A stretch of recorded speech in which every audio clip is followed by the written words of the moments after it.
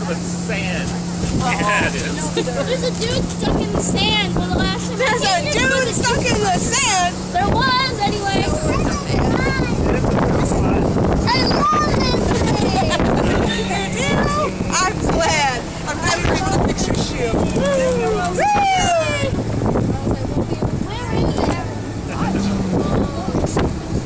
Threw it away.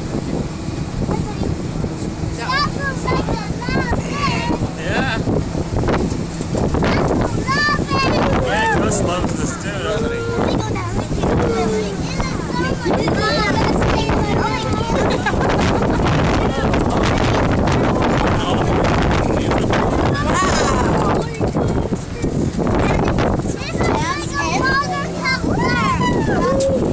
Why didn't you bring your mother-in-law?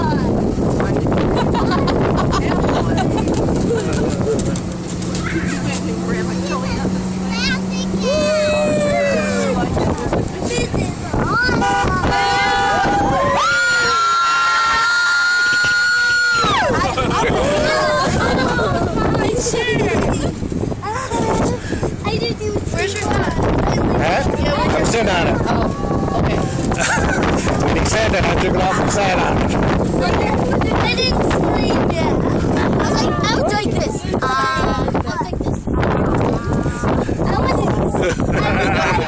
Oh my goodness! That's fake. I don't know. I think the driver fell off now. Say hello to skydiver Charlie. Hi, skydiver Charlie. Charlie was in a bit of a hurry to get out of the airplane this afternoon, and he forgot something. That area we just left is called the Dead Dune area. And it's the Dead Dune because in 1950, Boy Scouts came in and they planted what is called marram grass. Marram grass has an extensive root system that goes 8 feet down into the sand, which means that that sand doesn't flow around much, and that area doesn't change very much. All around you, Phil.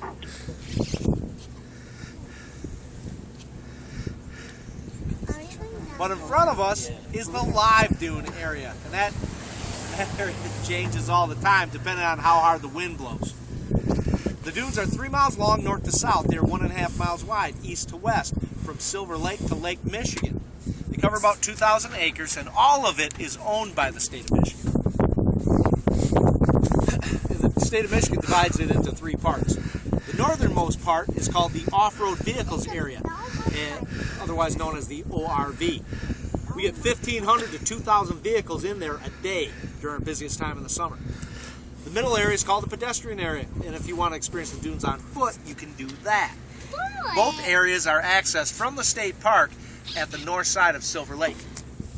This third area is 680 acres that Mack leases from the state of Michigan, and we use it to educate people about the dunes and have a little fun. Say goodbye to Charlie. Bye, Charlie. Hi, Charlie. You did it again. You should get out any minute and then go back down like you did.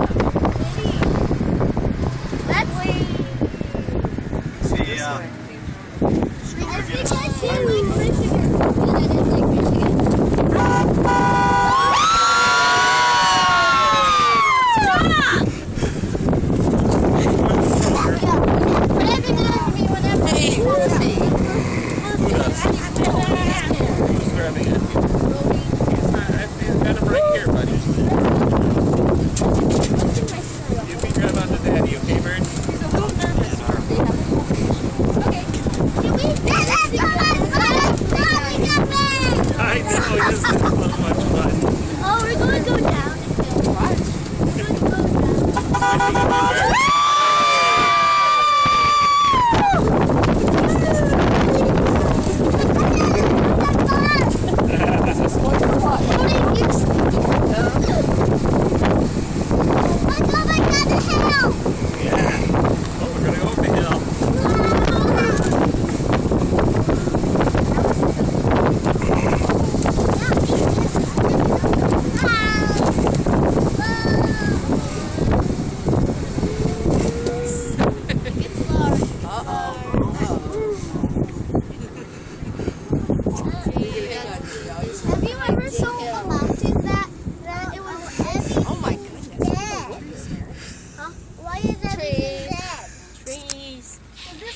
rates were?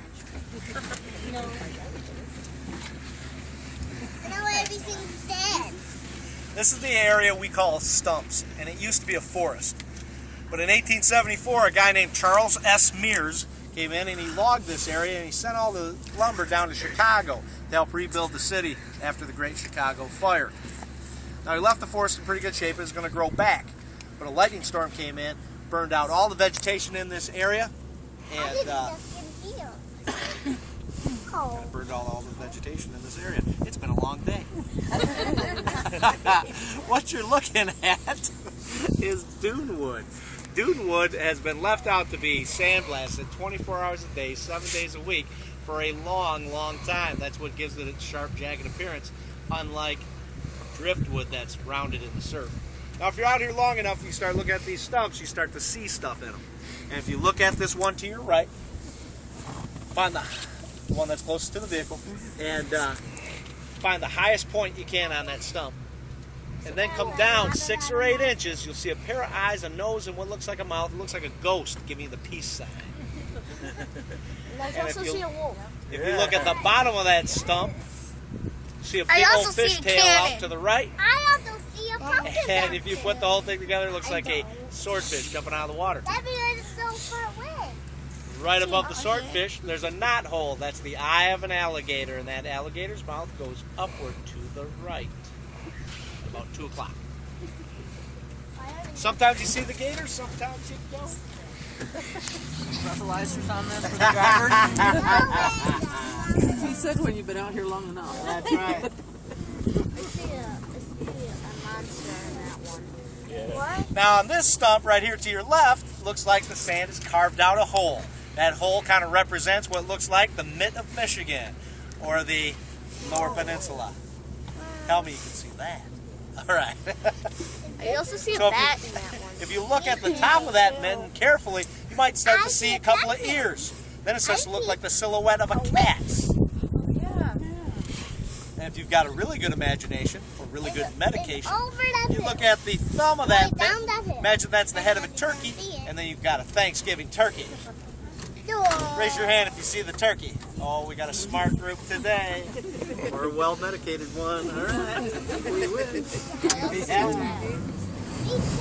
Yeah, Here we go.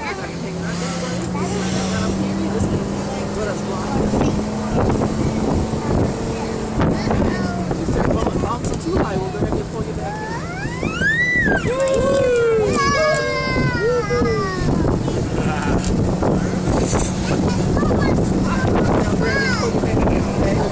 That reminds me of my biking days when we were zipping through dunes, so I find myself leaning with the dirt like I would on my bike. I used to ride dirt.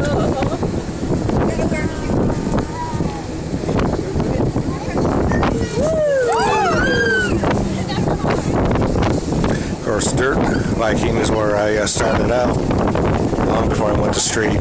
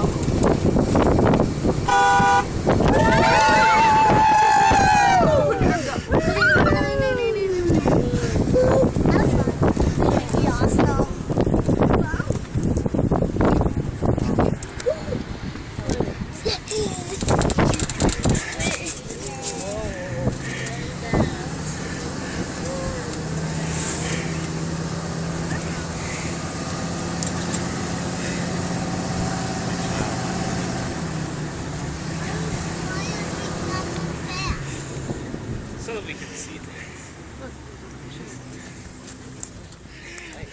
Mountain.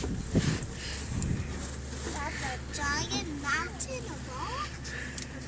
Hopefully you can see Lake Michigan from here.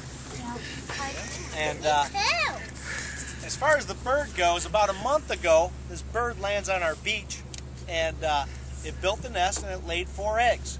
That bird is called a piping plover. And turns out the piping plover is an endangered species. And the DNR was all over it, and they put stakes around the nest and all that. So we rerouted and went out to the beach over here. Well, a couple weeks ago, those eggs hatched. All right, and we've got little piping plovers walking all over the beach. They can't fly. All right, so the DNR says we can't go down to the beach with a vehicle because we might run one over, which we probably would. Not on purpose, but on accident. They're pretty small. And so when those piping plovers can fly, we're back down on the beach because the piping plover must prevail.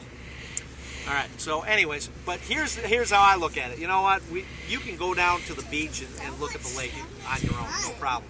What we're going to do for you today is we're going to take you up to one of our biggest dunes and drop you off on a dune, all right? And so you don't get to do that. You usually have to walk to those things, all right? So this will be kind of cool. All right, if you ever look at a map of Michigan, you'll see on that western coast there's 2 bumps that come out of the side of it. And the first one is to our north in Ludington. It's called Big Sabo Point. The other one is here. It's called Little Sabo Point. Both those points jet out into Lake Michigan 7 miles further than anywhere else on the coast. That means we have to have lighthouses. So Little Sabo Point Lighthouse is 1 mile down the beach there. Has anybody been to Little Sabo Lighthouse? At the end of our ride, we will show you how to get there. There's a nice little beach access there, as well as a lighthouse to check out. And they'll even give you a tour up to the top of it. If you feel like going for a swim today, Sheboygan, Wisconsin is only 57 miles due west of here. The depth of the lake is about 400 feet in this area, but the lake gets its deepest 60 miles to our north. And in my hometown, Manistee, Michigan, where the lake is 900 feet deep. You can imagine if a ship sinks there, it's going to be pretty tough to find it, let alone drag it out of there. All right, like I mentioned before, we're going to go stop on Razorback Dune. We're going to stop 2 more times before we do that. But first, in honor of the piping plover, when I say go, please yell, piping plover. Ready, go. Piping plover! Now you'll never forget the name of the bird that kicked you off the beach today. All right. At least maybe the kids can see it someday. Yes. Hold on to me. I will, bud. Can't go down there today. I saw both. Was it brown with a white belly? With little short legs. Yep. Big Here little we eyes. go.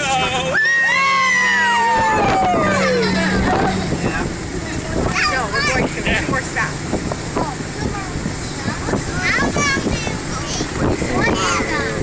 You know how many stops they've taught us to us? Like that. The piping plover there. Look it up.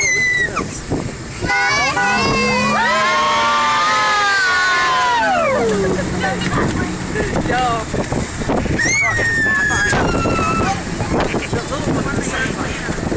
The big one has. It's got to be. Walk by.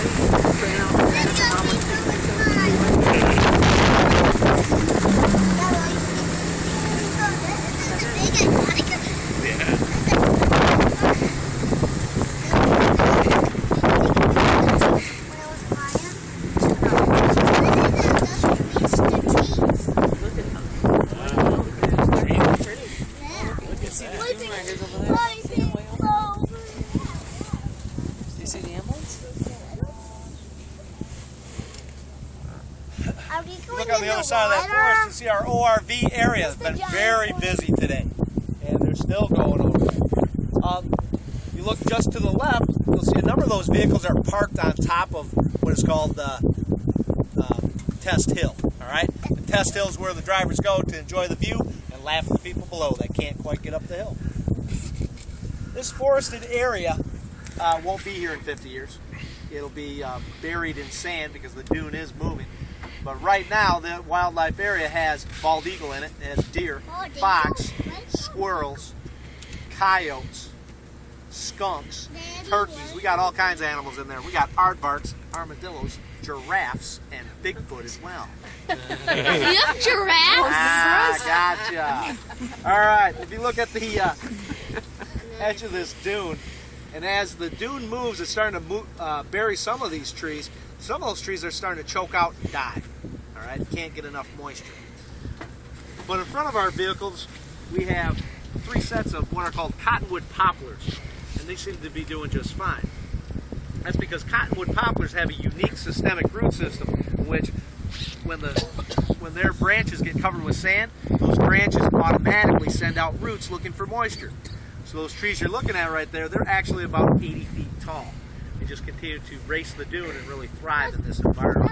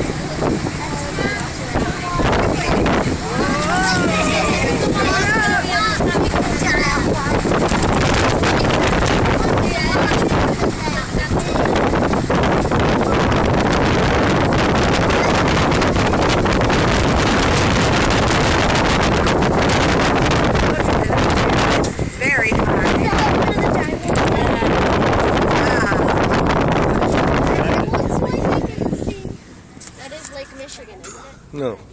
Silver Lake? Silver Lake, I believe. Silver Lake. It might be. Got a beautiful look at Silver Lake right there. Silver Lake. And I want to briefly draw your attention to the other side of the lake, where you're going to see a hotel and a campground and dozens of cottages. You won't see that kind of development on this side of the lake because this dune is moving 2 to 3 feet a year into Silver Lake. The dune you're on is called Razorback. The one where you see the people on it, that is called Sugarloaf. Sugarloaf has buried 7 cottages over the years. Wow. And there's a cottage we can't see from this angle that is paying $10,000 a year in sand removal to keep it from getting buried. The depth of the lake is about 22 feet at its deepest. It seems to get a little more shallow each year.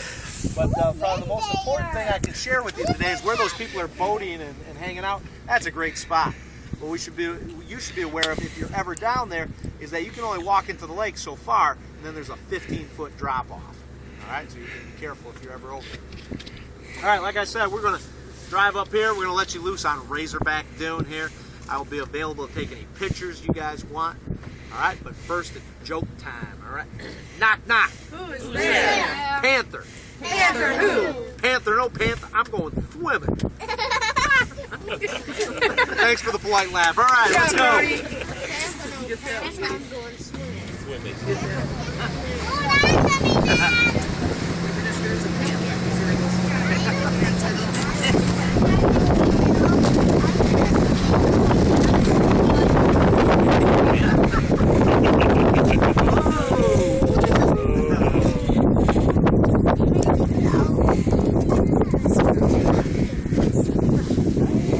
Folks, you can get out. It works best without shoes. We're going to take our shoes off. We're going to stop for about 7 minutes. So we're going to go walk in the sand. You want to go walk in the sand, Bird? Leave my shoes here.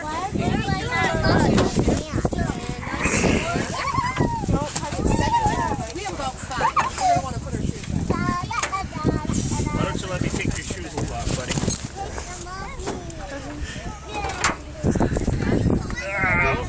Here, bud. Here, sit down here, bud. Yeah? Yeah, look at it all, buddy. There you go. Now it's out. All right, go with your mom, all right? Come on, Vernon.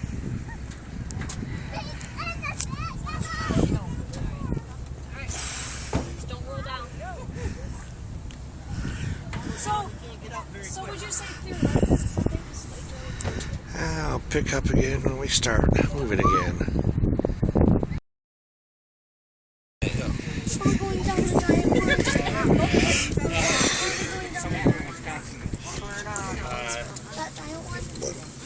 Yeah, what's up? I didn't see them a moment ago. Yeah, we're going down. Yeah, we're going to. What? All right.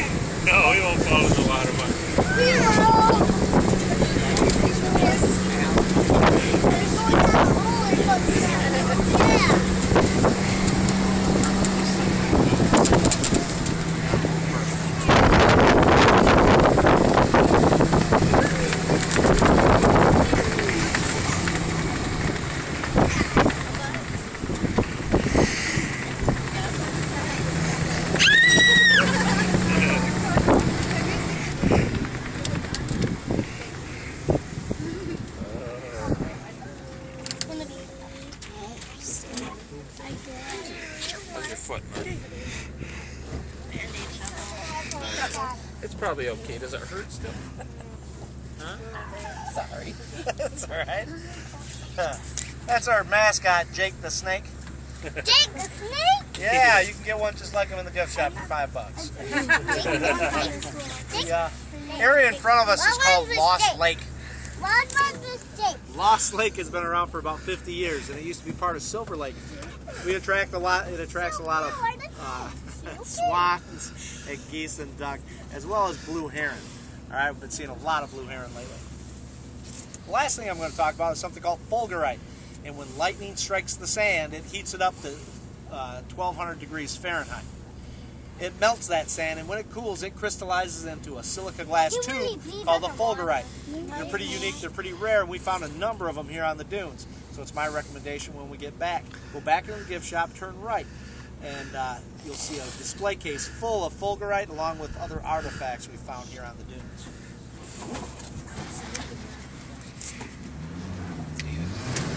What happened?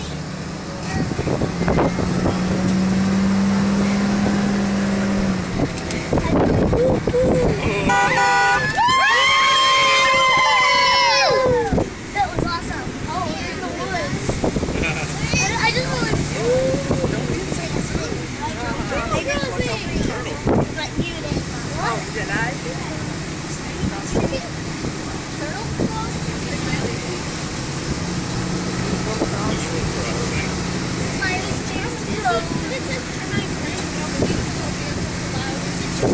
Yes.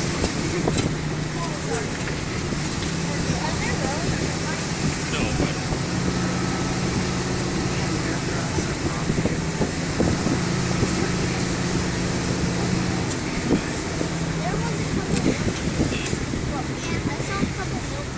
Yeah. There were a couple of doggies here, right down there. Yeah.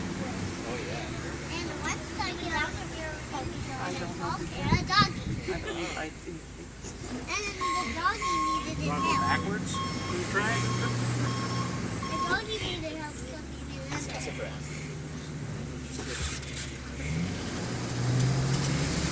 I just saw a turtle. you did.